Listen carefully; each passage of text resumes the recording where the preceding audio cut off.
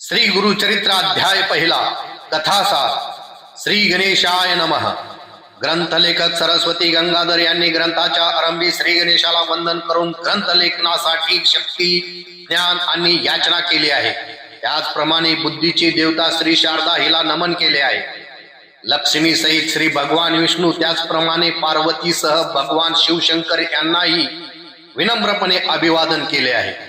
ग्रंथ लेखकाने माता पित्यांना अभिवादन करून स्वतःचा अल्प परिचय दिला आहे। लेखक श्री सरस्वती गंगाधर यांच्या वडिलांचे नाव गंगाधर पंत, मातेचे नाव चंपा, आडनाव साखरे, गोत्र अपस्तंभ, शाखा कौंडिन्य, पूर्वजांचेही पुण्यस्मरण करून श्री गुरुचे पटशिष्य सायनदेव हे आपले ज्ञात मूळ पुरुष असल्याचे सांगून आपला वंशक्रम दिला आहे।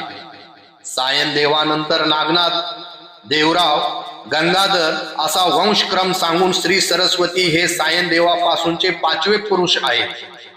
श्री सरस्वती यांनी हे मराठी भाषेत गुरुचरित्र श्री गुरूंची आज्ञा झाली म्हणून लिहिलेले आहे। कथा नामकरणीची श्री गुरु नरसिंह सरस्वती यांचे गाणगापुरात वास्तव्य होते। त्यावेळी त्यांच्या दर्शनाच्या हेतूने लांबून भाविक भक्त मोठ्या श्रद्धेने प्रेमाने येत असत।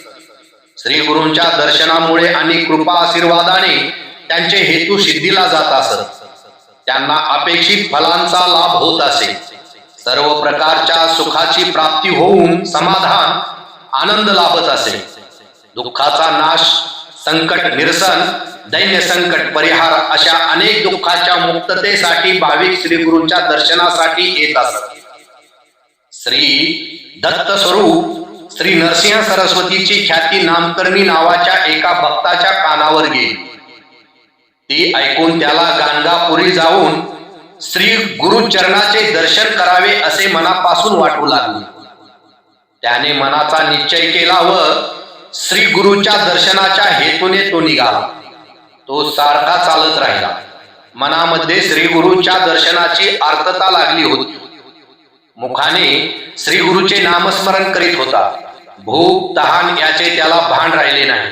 मनात केवळ एकच ध्यास, श्री गुरूंचे दर्शन होईल, त्यामुळे आपले देखील दैन्य, दुःख, दारिद्र्य यांचा परिहार होईल, आपले सर्व मनोरथ सिद्धीला जातील असा विश्वास त्याला वाटू लागला। श्री गुरुचरणाच्या दर्शनाचा निर्धार मनाशी धरून तो चालत असताना त्याला वाटू लागले की आता मी श्री गुरुच्या दर्शनासाठी ओढीने जात आहे, परंतु त्यांना मी काय अर्पण करणार?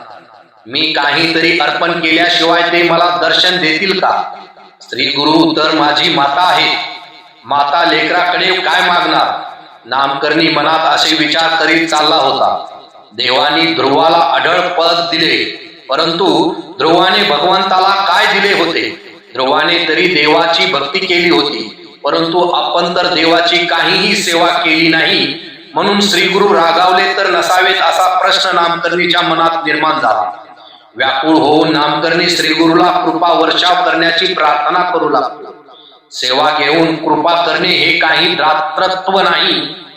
हे श्री गुरुनाथा, मी जर आपली सेवा करू शकलो नसलो तरी आपण माझ्यावर कृपा वर्षाव करा।